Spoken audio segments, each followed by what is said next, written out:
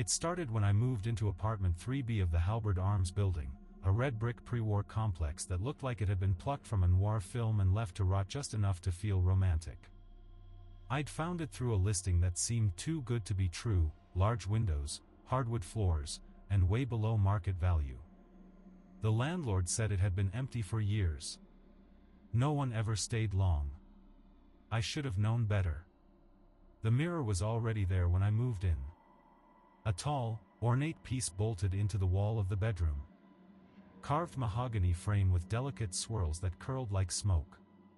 It didn't match the rest of the apartment's battered charm. I assumed it was an antique left behind by the last tenant. At first, it seemed interesting. The mirror didn't show me, at least, not exactly. When I stood in front of it, I'd see a version of my bedroom that looked almost the same, but with tiny differences. A lamp was on when mine wasn't. The curtain swayed when the air in my room was still. And sometimes, I'd see people. Not reflections of people behind me. No, it was like watching a film. Someone walking across the room in the mirror world, someone who wasn't there in mine. A woman in a long, gray coat, pacing. A boy sitting on the bed, reading a book he never turned the page on. They never noticed me. Never looked this way. The historian in me, yeah, I was finishing my thesis on pre-war urban design, ironic, I know, chalked it up to a trick of light, old glass, or maybe a hallucination from stress and bad lighting. But I couldn't stop watching. I started taking notes. Documenting times and appearances. The figures always emerged around 2:14 a.m., never before or after. One night, I left my phone recording the mirror while I slept. In the footage, at exactly 2:14, the bedroom in the reflection shifted again. The woman returned. But this time, she wasn't pacing. She was standing still. Staring directly into the mirror. Directly at me. My heart hitched. I rewound the clip over and over. Her eyes weren't vague shadows or illusions. They were glass clear, ice pale, and locked on mine like she knew I was watching. Like she saw through. The next night, I covered the mirror with an old quilt and tried to sleep. I lasted 3 hours before I woke up drenched in sweat, heart pounding. The quilt had fallen. Or maybe had been pulled down, I'll never be sure. But the mirror was exposed again. And in it, the woman was closer. Right at the edge of the bed. The next day, I nearly convinced myself I'd dreamed it. Sleep paralysis, maybe.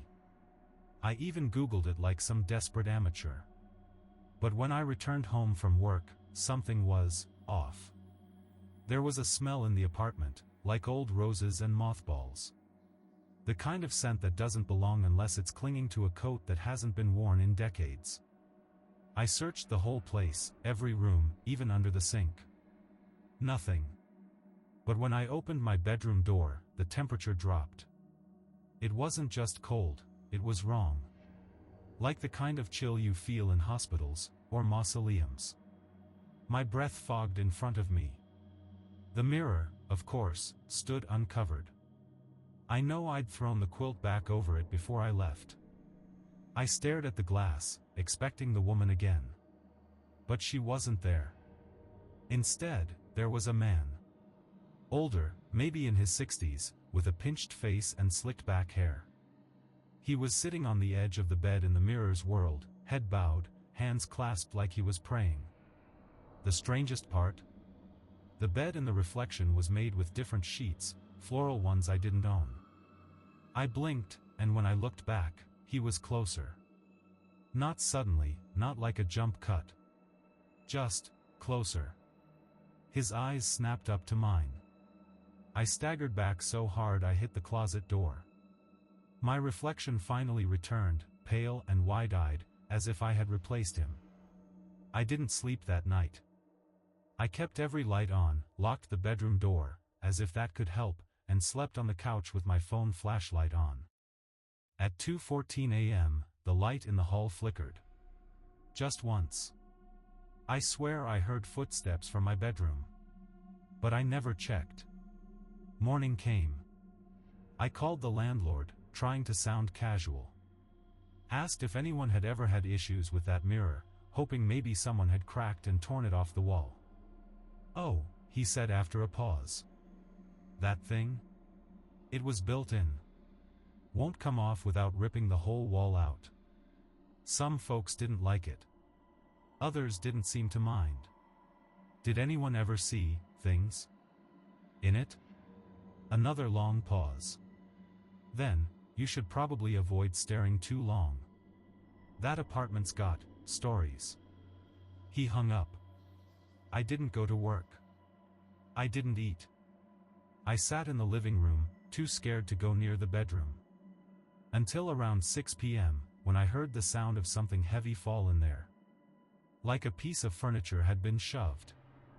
I grabbed a knife from the kitchen, not because I thought it would help, but because I needed something, anything, and crept to the bedroom. When I opened the door, I swear on whatever soul I've got left, the mirror didn't show my room anymore. It showed a corridor. Dark, stone-walled, like the basement of a cathedral.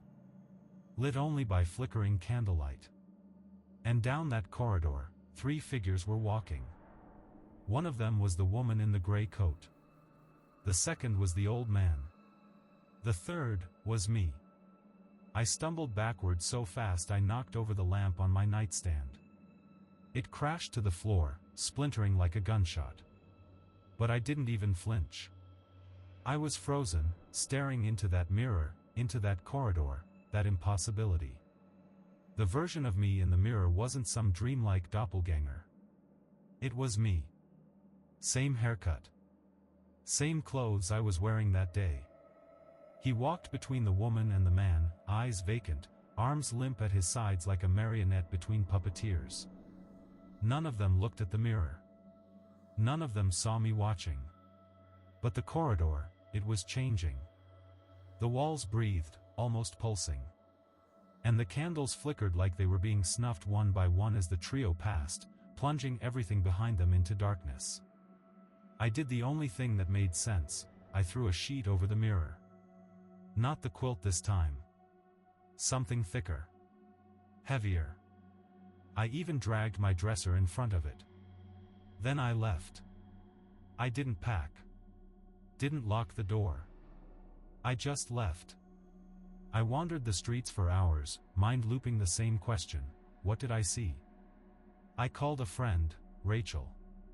She's one of those people who always seems grounded, no matter what. A nurse with a resting face that could slap sense into the dead. "You sound awful," she said after I babbled something about reflections and doppelgangers. "I just need a place to crash. Just for tonight." She paused. "Fine. But you're explaining everything tomorrow. No haunted mirror crap." I slept on her couch, wrapped in a blanket that still smelled like dryer sheets and her perfume. For the first time in days, I slept through 2:14. But at 3:17 a.m., I woke to the sound of glass shattering. In Rachel's apartment. I sat up, heart in my throat. The living room was dark. Silent. Then I heard it, scraping. A long, slow drag across wood. I crept into the hallway, barefoot, every step like a gunshot on the floorboards. The bathroom door was open. Rachel had a mirror in there. A long one, floor to ceiling, mounted to the wall. The sheet I'd used to cover the mirror in my bedroom was hanging from this one. And written across the mirror, in something thick and black, were the words: "You left." He didn't. The mirror was cracked down the center. Not shattered, but split. Like something had tried to come through. And from the crack, something dark seeped. Something wet. The dark liquid, whatever it was, dripped in slow, deliberate rivulets from the crack in Rachel's mirror, pooling on the tile like blood that hadn't made up its mind yet. It wasn't red. It was too black, too thick. It didn't reflect light right. I took a step back, almost slipping, and that's when I saw it, my own reflection. But not me. The figure in the mirror stood in the same position, same posture, but its eyes were wrong. Pitch black, no whites. Just gleaming pits that seemed to pulse. And its mouth, God, its mouth was smiling. Slowly, unnaturally, as if the skin had to remember how. Then it lifted a hand and pressed it against the other side of the glass. The sound it made. I'll never forget that sound. It was like something wet and fleshy slapping against a cold window. But muffled. Distant. Like it was underwater. I ran. I grabbed Rachel and shook her awake, half sobbing, half shouting. She swore, shoved me off, but I dragged her to the bathroom anyway. By the time we got there, the mirror was fine. No crack. No black fluid. No message. Just us. I looked insane. I felt insane. But Rachel saw my face, pale, drenched in sweat, shaking.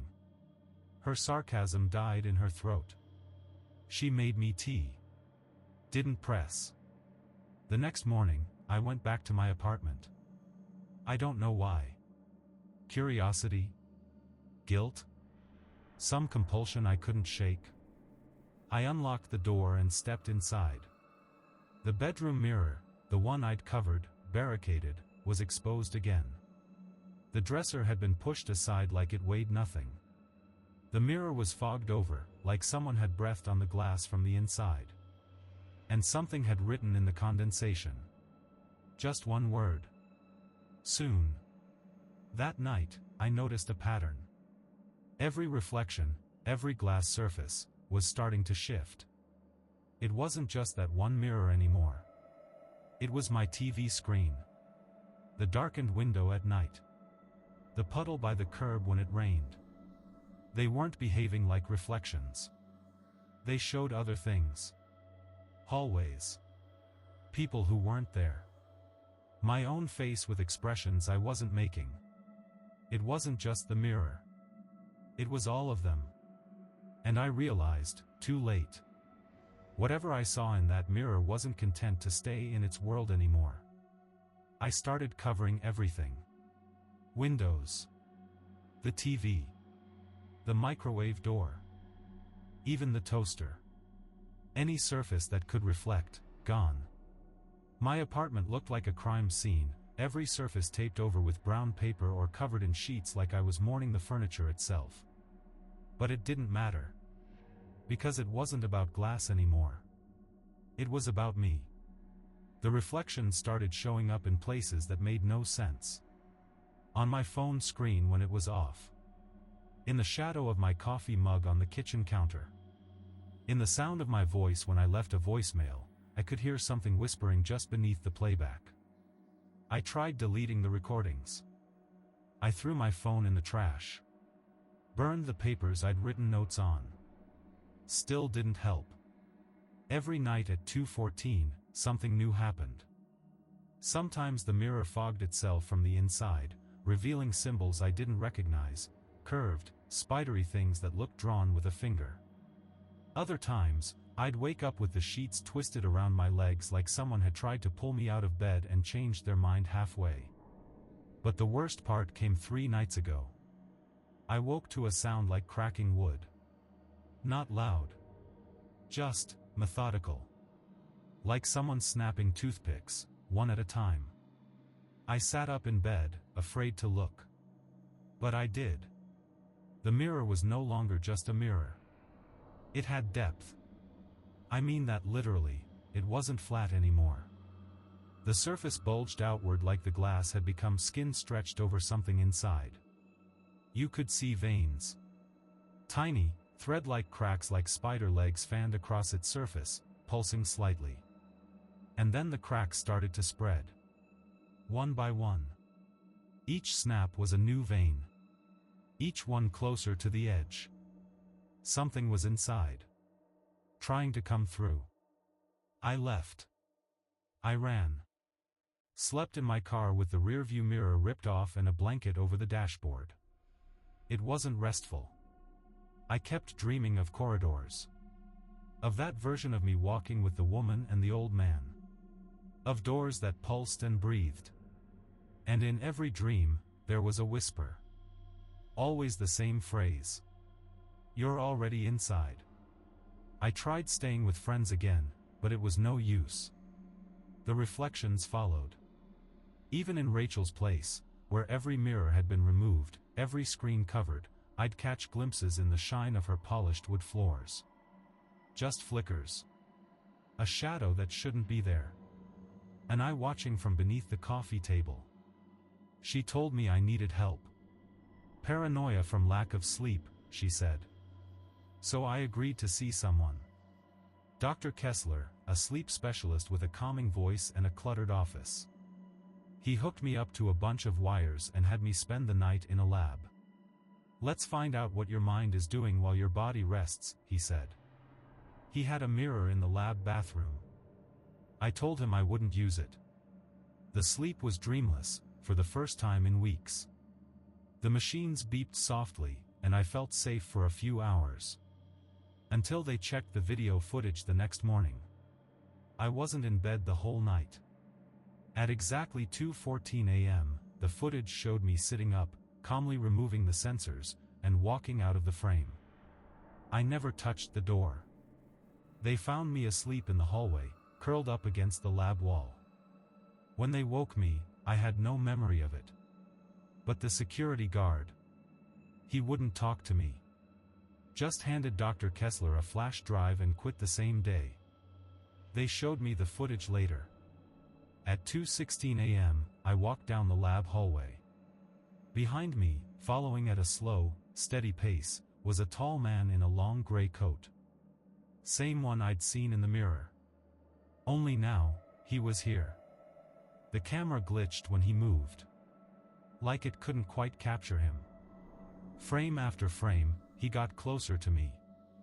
At 2:17, I stopped walking. He stopped too, just behind me. Close enough to breathe on my neck. But I didn't turn around. I just stood there, eyes open, smiling. Exactly like the version of me in the mirror had. Then I whispered something. They boosted the audio. It was faint, like it came from far away. He's almost finished. I haven't been back to that lab since. I'm starting to think this isn't about the mirror anymore. It's about what it let in. I came home today to find something waiting. The mirror in my bedroom, the one I had once covered, barricaded, avoided, was shattered. Not broken into obvious shards like you'd expect. It had disintegrated. The frame remained bolted to the wall, perfectly intact. But inside it? Just a thin dusting of glass powder, like it had crumbled from the inside out. It looked like frost at first, until I got closer and realized it was moving. Just barely. Like it was breathing. I didn't touch it. I swept it into a jar, sealed the lid, and shoved it in a kitchen drawer. But the moment I turned my back, I heard it whisper. My name. I opened the drawer. The jar was still sealed. Still full. But the dust was arranged differently, now in spirals across the inner glass. Moving like a clock. Always clockwise. That night, I finally decided to dig deeper. I pulled the mirror frame off the wall. Behind it was a patch of crumbling drywall, and behind that, an old, rotting cavity. Inside, there were things. A doll's head. Charred at the top, its plastic face melted into a scream. A page from a journal, water-stained but legible, he watches from the corner. Not always in the glass. Sometimes, inside me. And a photo. Of me. Except it wasn't one I'd ever taken. I was standing in my kitchen. Wearing clothes I hadn't worn in years. My hair was shorter. I was smiling. But behind me, in the reflection of the window, the tall man in gray. Closer than ever. I dropped everything and ran to the bathroom, turned on the faucet, splashed my face. Looked up. The mirror. He was behind me again. But this time, his hand was on my shoulder. I spun around. Nothing. Just steam and silence. But when I looked again, there was a smudge on the glass. A perfect, hand-shaped smudge. Still wet. Still warm.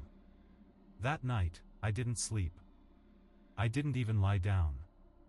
I sat in the living room with every light on, wrapped in a blanket, knife clutched in hand. My heart thudded with every sound, every tick of the radiator. I tried to tell myself it was all in my head. That it had started with the mirror, but maybe I was cracking. Hallucinating. Sleep deprived. Then, around 1:52 a.m., the scratching began. At first, I thought it was the wind against the window. But it was rhythmic. Deliberate. Scratch, scratch. I followed the sound to the bedroom. The mirror, what was left of it, still hung there, a frame without purpose.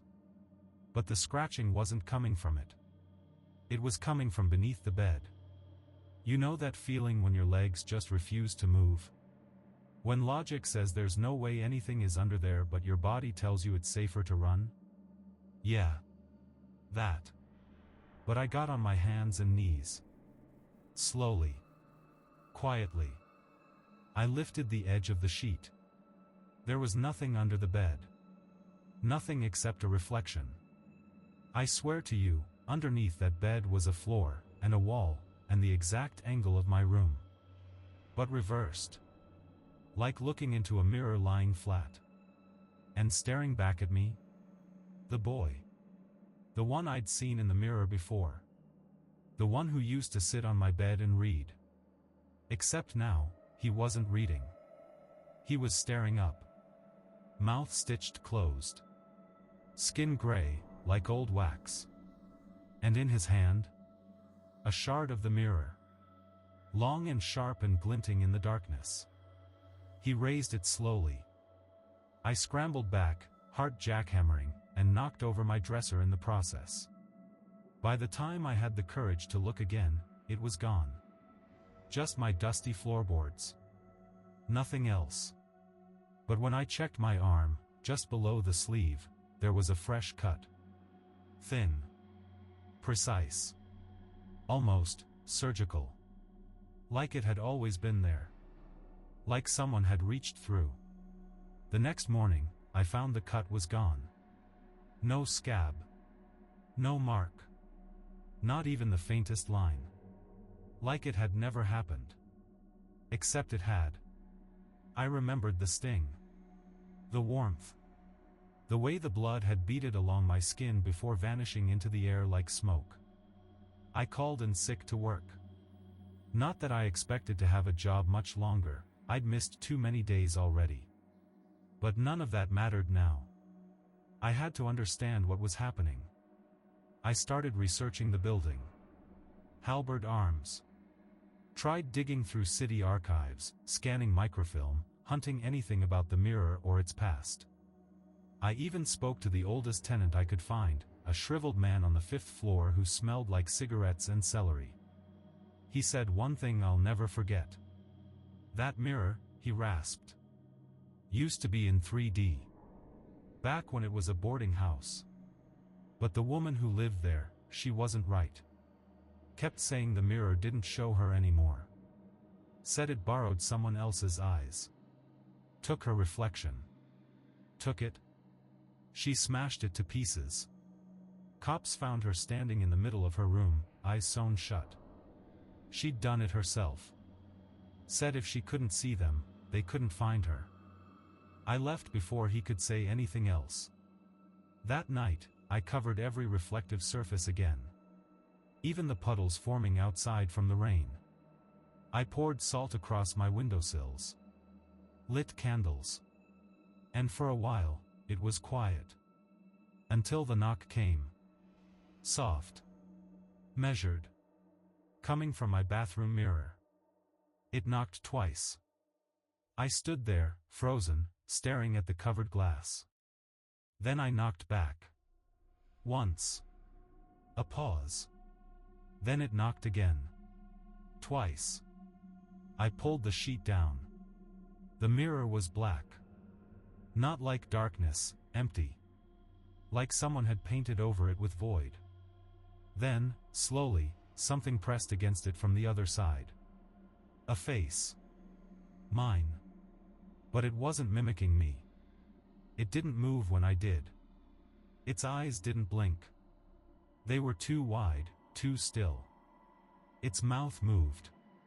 Not speaking. Just opening. And from the glass, I heard a voice in my own rasping whisper. You see through me. Now I see through you.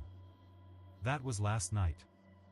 Today, every time I look into someone's eyes, on the street, in a reflection, even a photo, I see my face staring back. Only it's not quite me anymore. It smiles too wide. I started taping over the camera on my phone. Every lens. Every screen. I even stopped looking at people's glasses, afraid of catching my own gaze staring back. It didn't matter. Every night now, I dream of places I've never seen. The corridor with the candles. A spiral staircase that descends endlessly, carved into wet stone. And most recently, a room. Circular. Stone walls. No windows. Just a single mirror standing in the center, floating a few inches off the floor. No frame. No base. Just hovering, like it was waiting for something. The dreams felt different. Like memories instead of imagination. Every time I woke up, I had the taste of iron in my mouth. The weight of something heavy on my chest. I went back to the building records. Dug deeper. Searched not just for tenants, but for incidents. A fire in 1978. A body found in the walls in 1954. And a photo, black and white, low-res, clipped from an old newspaper. The article didn't mention much, just a line about a hidden sub-basement not listed on any blueprints. But in the photo, I saw it. The room from my dreams.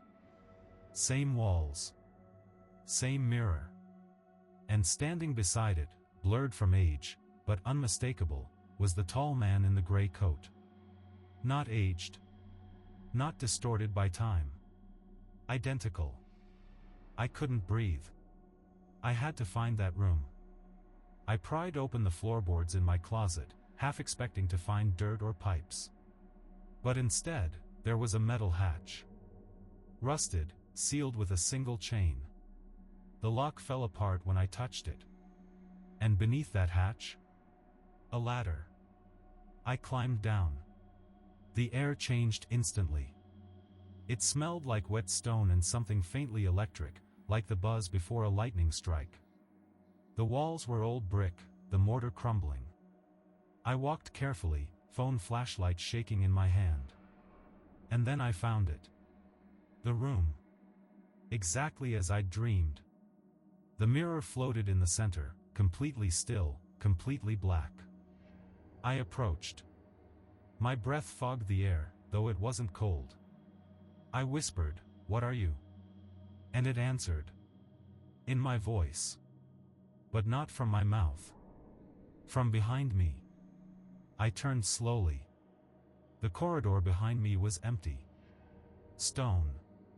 Dust. Silence. But I heard myself. No echo. No distortion. Just my voice, speaking words I never said. "What are you?" it repeated again, from the black mirror. But this time, it sounded curious. Like it wasn't repeating me, it was asking me. The mirror shimmered. Ripples moved across its surface like a pond disturbed by breath. And then, something stepped forward. Not through the glass. From within it. It was me. But the skin was wrong. Too smooth, too still. Like wax poured into a living mold. Its eyes were wide, glassy, unblinking. And in them, I swear, I could see hundreds of tiny reflections of other versions of me. Some screaming. some curled in corners. One lying still, with blood pooling beneath. "What do you want?" I asked. It smiled. Wide. Not cruel. Not kind. Just hungry. "To finish what you started," it said. Then it lunged. But not with its body, with mine. I felt it hit me, not physically, but in my mind. A crack. A shudder.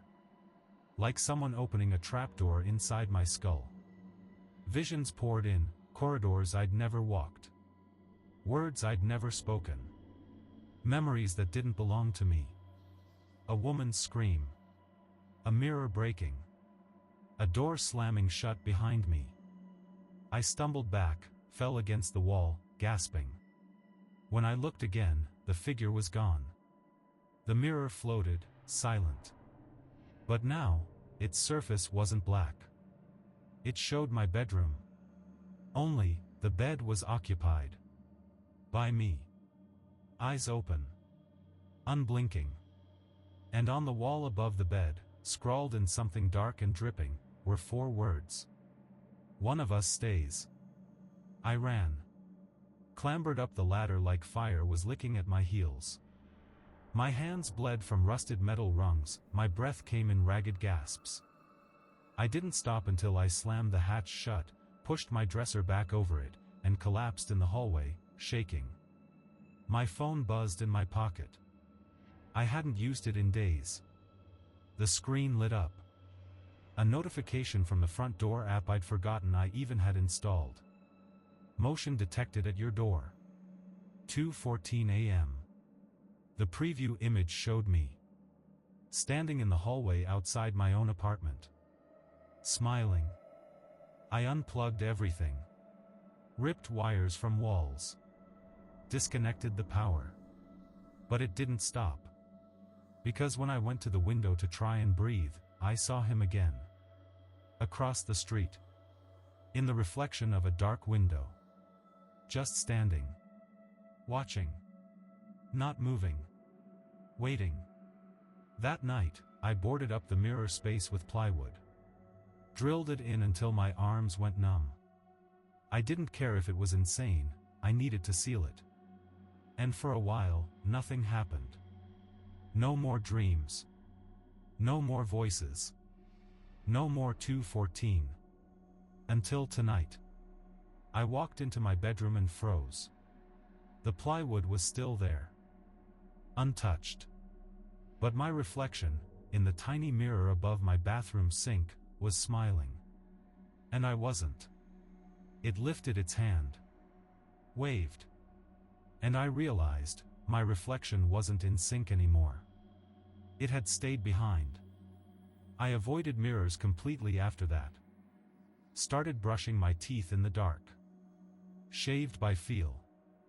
I taped over my phone screen and left it off unless absolutely necessary. And still, I could feel it watching.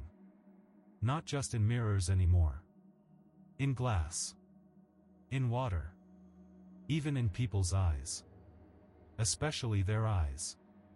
Everyone I spoke to in the last week, cashiers, baristas, strangers on the subway, would pause mid-sentence, tilt their head slightly, and smile.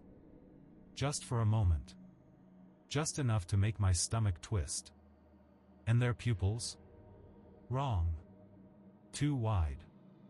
Too still. Then, last night, I caught my reflection in a storefront window. I was walking past a laundromat, one I'd never been in, and glanced over. There I was. Staring back. But he wasn't walking. He was standing still inside the glass. Hands at his sides. That same wide grin, like his mouth had been cut longer than it should have been. And behind him, inside the mirrored laundromat, I saw others. More of me. Dozens. All watching. All smiling. I backed away. Almost got hit by a car doing it. People yelled, but I barely heard them. Because when I turned around, there he was. Standing at the end of the block. The tall man in the gray coat. Still. Silent. But this time, he raised one arm and pointed. At me. And the reflections behind him all did the same. That night, I didn't go home. I wandered for hours, then ended up in a motel on the outskirts of town. No mirrors. Just a blank TV I kept covered with a towel. But at 2:14 a.m., I woke up. The air was buzzing, electric. And carved into the wall above the motel bed, deep, like with fingernails, were 4 new words. You're not the first. I didn't sleep after that. Just sat in the motel armchair, staring at the wall, heart thudding in time with the static that had crept into my skull. It felt like I was being watched from behind my own eyes. Like something else was breathing through me. When dawn broke, I drove. Nowhere in particular. Just away. Highways blurred, the sun casting long shadows that seemed to twist too sharply when they passed.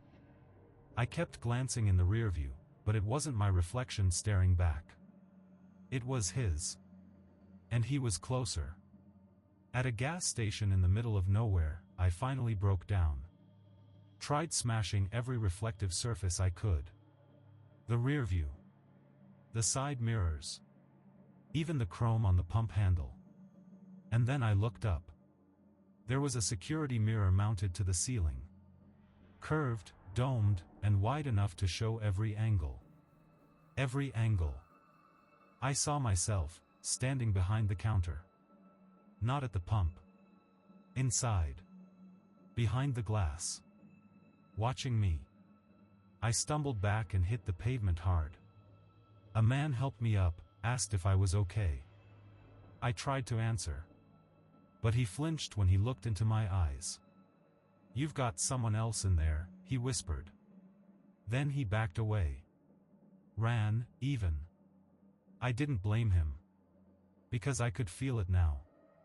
Something peeling away from me inside. Like my skin was becoming the mask instead of the container. I caught glimpses of things in my peripheral vision, flashes of corridors, flickering candles, other versions of myself stuck behind sheets of glass, all screaming silently. I kept driving until my GPS went dead. The phone screen glitched, flickered white, then black. In its place, one word appeared in blocky letters. Return. I looked up. I was back in front of my apartment.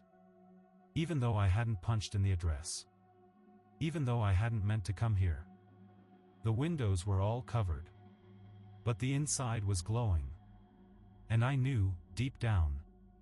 The breach was open. The door was unlocked. Not just ajar, wide open, like it had been waiting for me. I stepped inside, and immediately the air felt heavier, like I'd walked into the lung of something vast and alive.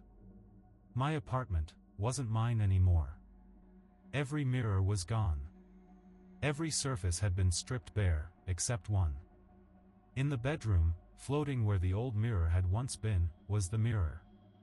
The original. Whole again. No frame. No cracks. Just hovering there like a mouth waiting to open. The air around it shimmered with heat that didn't burn. I heard voices, my voice, Rachel's, the old man from 5th floor, dozens more, layered and overlapping in a chorus of things never said. The mirror rippled. And through it, I saw the corridor. The woman in gray. The boy with the stitched mouth.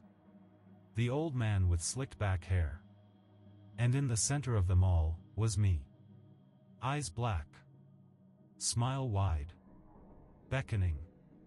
I should have run. But I didn't. Because I understood something now. Something that had always been true.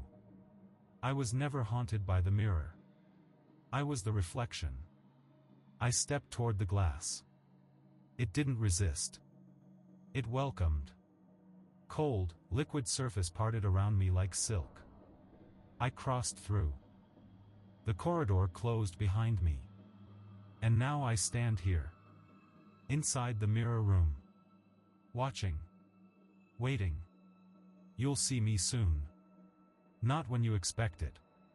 Maybe in your bathroom. Maybe in the window of a train. Maybe when you look into your phone just a second too long and realize the face blinking back isn't quite yours. When it happens, don't look away. It's rude not to wave back. The end.